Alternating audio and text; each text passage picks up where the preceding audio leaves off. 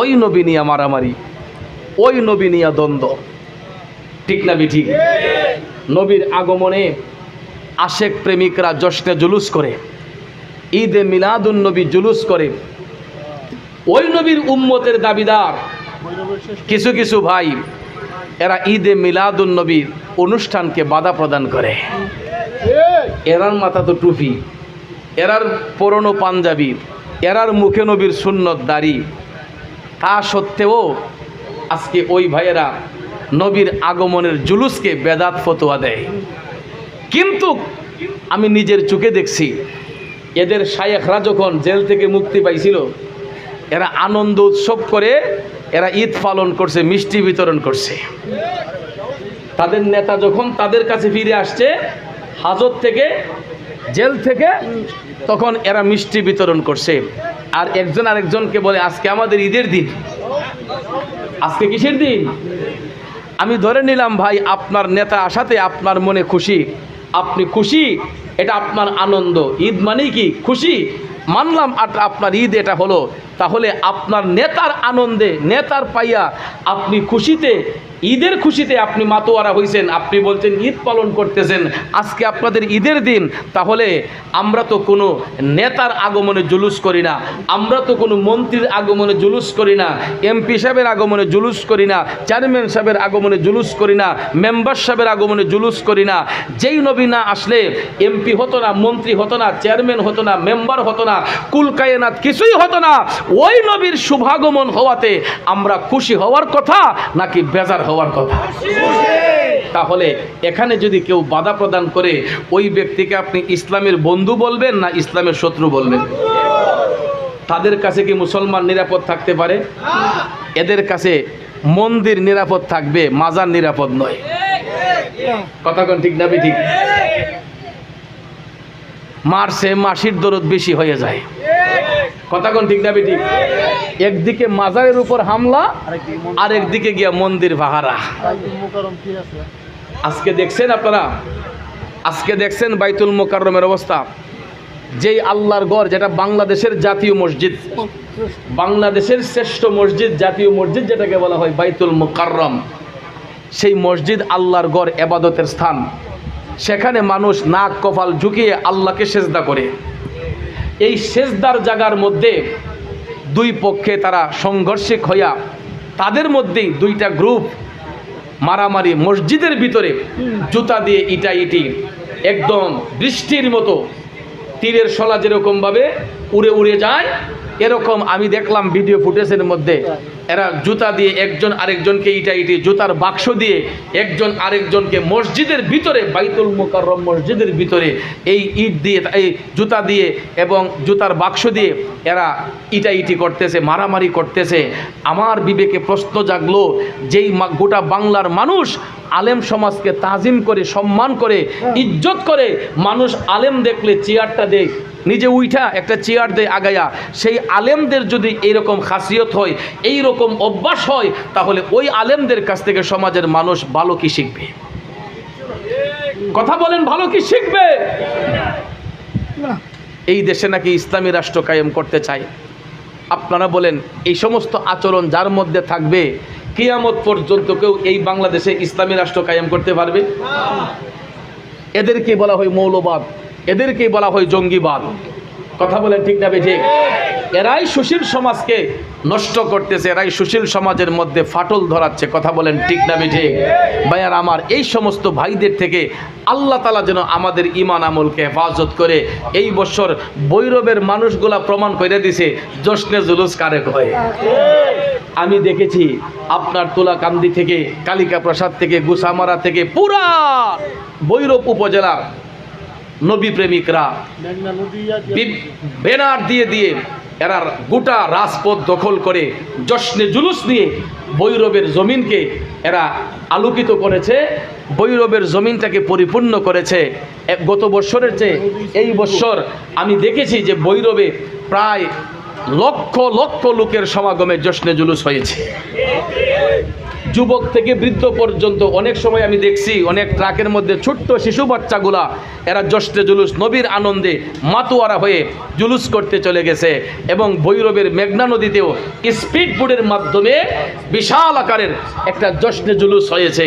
এটার দ্বারা প্রমাণ হয় যে নবীর প্রেমিকরা শুধু স্থল পথে নয়, এরা জল পথে পর্যন্ত, এরা আকাশ পথেও জশ্নে জুলুস হয়। পাকিস্তানের ভাইয়েরা হেলিকপ্টার দিয়ে পাকিস্তানে জশ্নে জুলুস করেছে, বাংলাদেশের ভাইয়েরা রাজপথ দখল করে স্থলপথে জুলুস করেছে, নৌপথে জলপথের মধ্যেও নবীর আনন্দে জশ্নে জুলুস হয়েছে।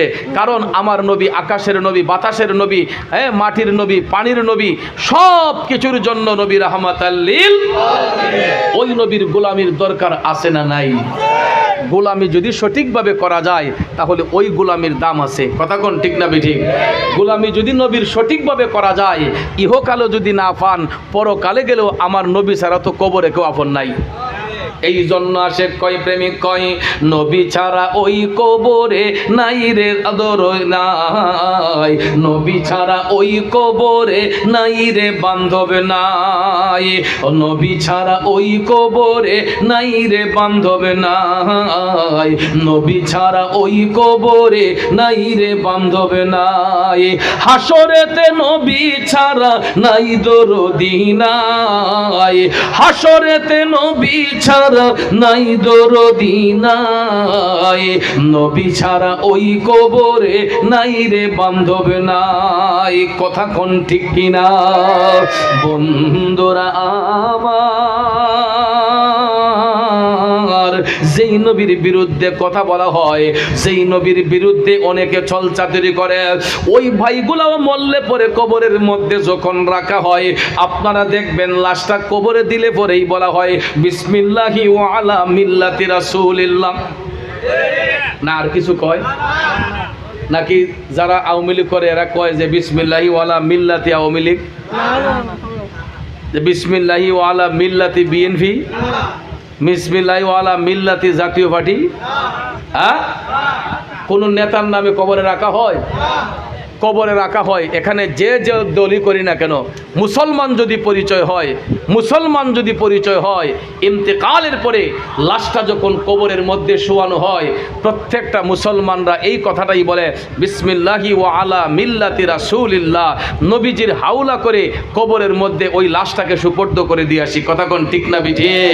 এই জন্য আসে কয়, নবী ছাড়া ওই কবরে নাই রে বান্ধব নাই, নবী ছাড়া ওই কবরে নাই রে বান্ধব নাই, হাসরেতে নবী ছাড়া নাই দরদি নাই, হাসরেতে নবী ছাড়া নাই দরদি নাই, নবী ছাড়া ওই কবরে নাই রে বান্ধব নাই, নবী ছাড়া ওই কবরে নাই রে বান্ধব নাই।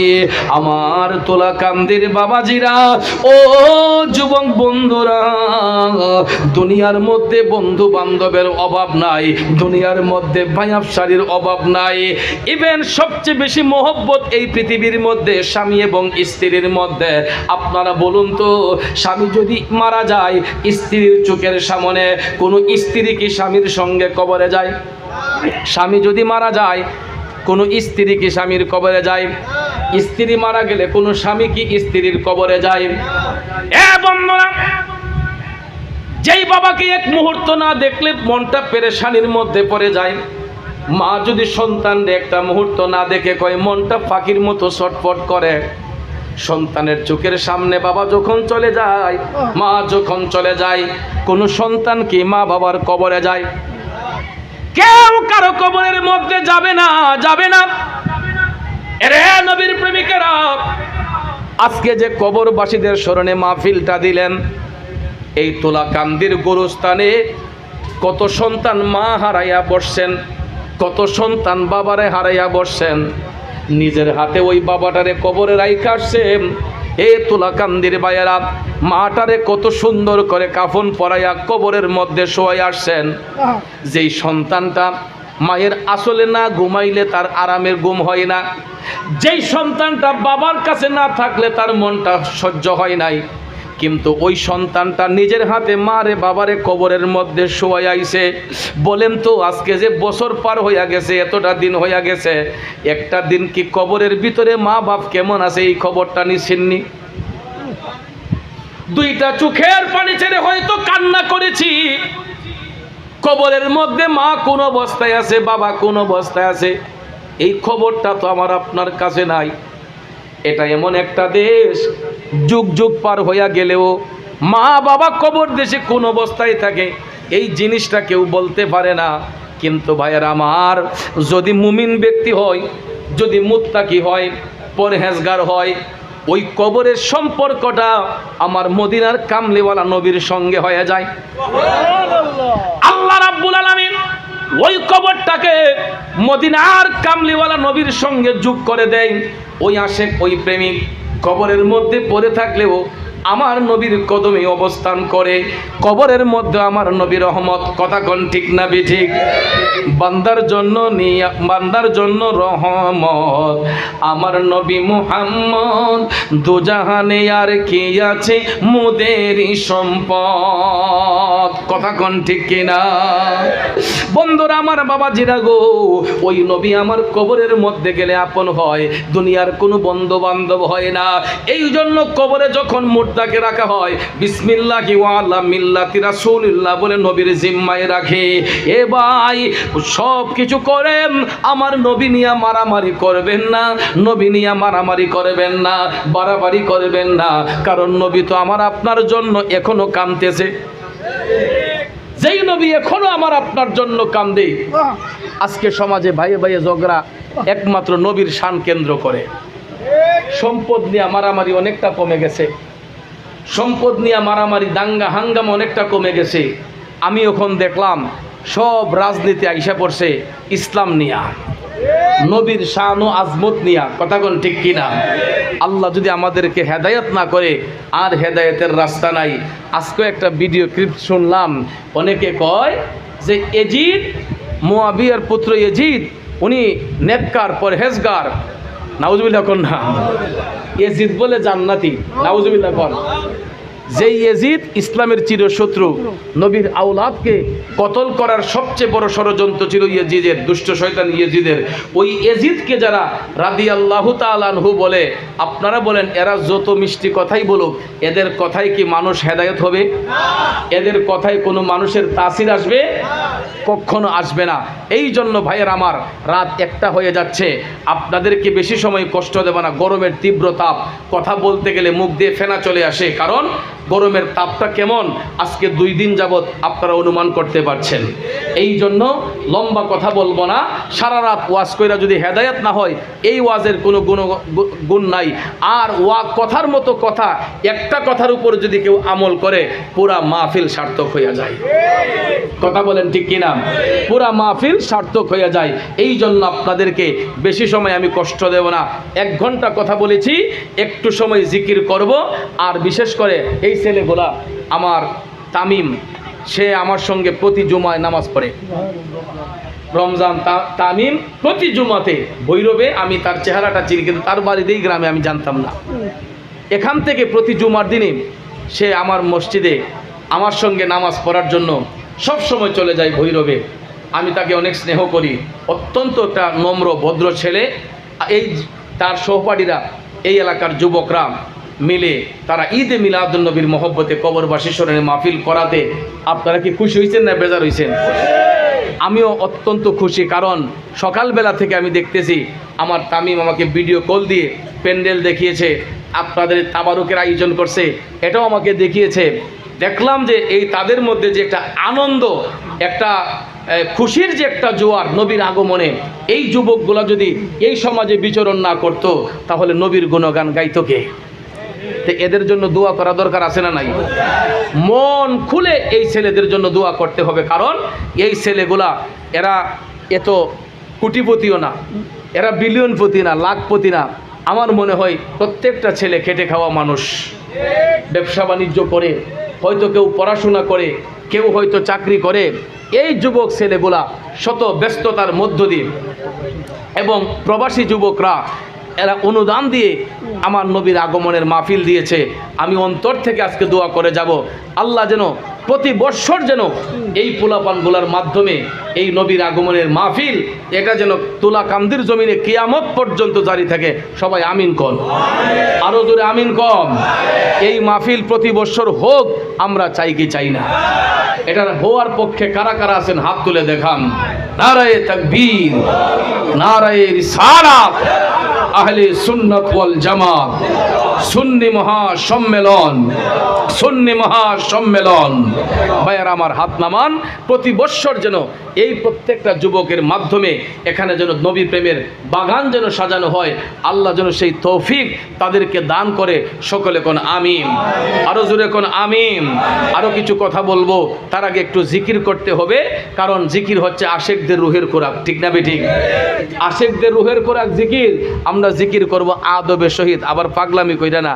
আমি এখন দেখছি আগে আমার এটা করতো না, ওখান দেখছি আমার জিকির লইও ট্রল শুরু হয়ে গেছে। আমার জিকির লইও ট্রল শুরু হয়ে গেছে। জিকির করলাম একভাবে, ইডারে করছে আরেকভাবে। জিকির করছি কালবের জিকির, আল্লাহ আল্লাহ ফানা হয়ে গেলাম। এখানে জিকিরের মধ্যে কম্পিউটারে কনভার্ট করে ইডার মাঝে লাগাইছে। আমি বলে কই হিমতে। আচ্ছা, হিমতে হিমতে কোনো জিকির আছে? আপনারা বলেন, কোনো সুস্থ মস্তিষ্কের মানুষ, কোনো বিবেকবান মানুষ কই হিমতে হিমতে জিকির করতারে? তা আমারে কয়, আমি বলে হিমতে হিমতে জিকির করি, আর হুকুর আকুর বলে করি। এটা কইরা আমার জিকিরের ভিতরে ডিজে গান ঢুকাই দিছে। তাইর হিসাব আমার গানের ভিতরে ডিজে গান ঢুকাইয়া ইটারে পাবলিশ করতেছে। আমরা বলে বন্ড। আচ্ছা, নবীর গুণগান গাইয়া, অলি আল্লাহর গুণগান গাইয়া যদি বন্ড যদি আমারে খেতাব দেয়, এটাই আমি হাসরের ময়দানে আল্লাহ রেখে কইম, আল্লাহ গো, আমি যে বন্ড হইছি নবীর গুণগান গাইয়া, আমি অলি আল্লাহর গোলামি কইরা, নবীর গোলামি কইরা আমারে বন্ড লকব দিছে। এখন আল্লাহ, তুমি যদি নবীর গোলাম হিসেবে বন্ডরে কবুল করো, তাইলে তোমার ইচ্ছা, আর নাইলে আমার পার হওয়ার রাস্তা নাই। কথা কোন ঠিক না বেঠিক? কিন্তু ভাইয়ার আমার, এই সেমাই ইমানদারগুলা পিছনের কাপড়ায় না সামন ঘুরে, কিন্তু পিছনদের উদাম হইতেছে এই খবর নাই। কথা কোন ঠিক না বেঠিক? এর লেগে আমার চাচা কইতো যে সেমা ইমানদারের থেকে খারাপ ইমান বহুত বালা, এরপরে সেমা ইমানদার বালা না। আমার কথা কি বুঝতে পারছেন? এটা আমাদের এলাকার হবিগঞ্জের ভাষায়, আঞ্চলিক ভাষায় বলে আর কি, যে সেমা ইমানদারের থেকে খারাপ ইমান বহুত বালা, বেইমানি করে লাও নিতে এক বালা, এরপরে সেমা ইমানদার বালা না। তা আমরা দেশটা খাইছে এখন সেমা ইমানদার গলে। এটা উপরে মধুর লেভেল, ভিতরের মাঝে বিষ। কথা কোন ঠিক না বেঠিক? উপরে মধুর লেভেল, ভিতরে বিষ। সাইরা লাইছিল গত সোমবারে, 2014 সালে একবার মারছিল আমার ইয়ত লালপুর 22 মজার বাজারও। আর গত সোমবারে বৈরব জ্যৈষ্ঠ জুলুস কইরা নবীনগর আমার এক ছেলের বাড়ির দাওয়াত আছিল, আমার এক মুরিদের বাড়ির, দুপুরবেলা। তো এখানে জুলুস শেষ কইরা রওনা দিছি নবীনগরের উদ্দেশ্যে। খালি গেছিলাম ব্রাউন বাইরা, বিরাসারের মুড়ো যাই তুই দিহি, ওই সুক্কা টুপিগুলো আছে না, এই লম্বা লম্বা লাঠি লইয়া ছাত্রটি খারাপ। এরার মা বাবা হয়তো জানে না এই ছেলেগুলা যে লাঠি হাতে নিয়ে দাঁড়াইছে, কারণ এরার মা বাবা সরল। এই ছেলেগুলার মা বাবা এরা সরল, এরা অন্ধবিশ্বাসে ওরা মনে করছে যে আমার ছেলে মাদ্রাসায় পড়ে বড় আলেম হবে, কিন্তু ওই ছেলের আলেমের হাতে তো কোরআন শরীফ নাই, হাদিস শরীফ নাই, আছে লাঠি। কি এই বড় বড় লাঠি বাবা রে! আমার মনে হয় সেনাবাহিনী না তো এই লাঠি নেই, সেনাবাহিনী না তো এই লাঠি নাই। এরা তো যেই লাঠি ইডি লইয়া খার হইছে, বোঝা যায় যে পুরা সন্ত্রাস। আমি বলে মনে করছি দীক্ষা আমার ড্রাইভারে কই গাড়িটা ঘুরাইলাম, তা কইতাছে না এটা এই এরা বৈষম্য বিরোধী ছাত্র, কয় এরা রাস্তা ক্লিয়ার করে। তখন এরা যে কেমন ক্লিয়ার করুন না, এটার তো ভুক্তভোগী আমি নিজে। 2014 সালে তুই বুঝে লাইছি এরা কেমন ক্লিয়ার করুন না। তে এরপরে বাবা আমি সামনে যাই, তোই আমার মাথার মধ্যে আছে সবুজ পাগড়ি, এই এরকম সবুজ পাগড়ি, ভৈরবের জুলুসের দিন আমার সবুজ পাগড়িটা দেখার লগে লগই 15-20 জন আইয়া গাড়িটা বেরিয়েছে। আমার কয় এমদা কই? আমি কই আমি শহরের ভিতরে ঢুকবো। কয় না, কয় কোনো বন্ড শহরের ভিতরে ঢুকতে পারতো না, বাসাটা দেখেন। অথচ আমি এর চিনিও না, জানিও না, আমার লাগে কোনো সালাম নাই, কালাম নাই, কোনো বন্ড শহরের ভিতরে ঢুকতে পারবে না, এটা অমুকের শহর, এই শহরে বন্ডদের ঠাই হবে না কইয়া আমার গাড়ি এরা বাঙ্গার জন্য প্রিপারেশন। পরে একটা কৌশল অবলম্বন করলাম, গ্লাসটা হালকা ফাঁক কইরা একটা থুতাপ মরাইয়া কইলাম, বাবা এগুলা পারে না। আমি মুরাদ হুজুর, আমি কি তোমাদেরকে কোনো গালিগালাজ করছি, কোনো দিন বকাবকি করছি? তোমরা এই সমস্ত কাজ করছো কেন? এই কথা কইতে কইতে আরও 5-7 জন আমার পরিচিত বক্তবৃন্দ এরা দিক খেলাইছে, আইয়া কয়, এই সাইড দো এটা হুজুরের গাড়ি, তারা হুজুরের লোক ইত্যা করতে করে কইয়া আমার হুজুর আমি টান্দা যান। এরপরে এই দিনে দমাইছে।